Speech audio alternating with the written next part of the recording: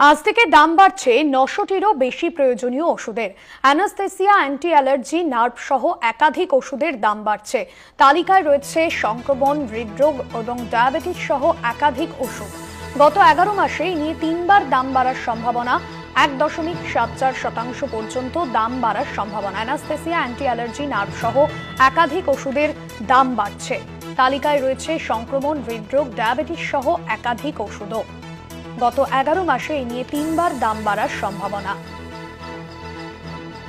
দাম বাড়ছে একাধিক ওষুধের। অ্যান্টি অ্যালার্জি, নার্ভ সহ একাধিক ওষুধের দাম বাড়ছে। ৯০০টিরও বেশি প্রয়োজনীয় ওষুধের দাম বাড়ছে।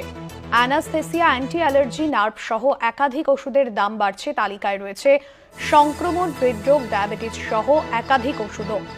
গত ১১ মাসে এই নিয়ে তিনবার দাম বাড়ার সম্ভাবনা। ১.৭৪% পর্যন্ত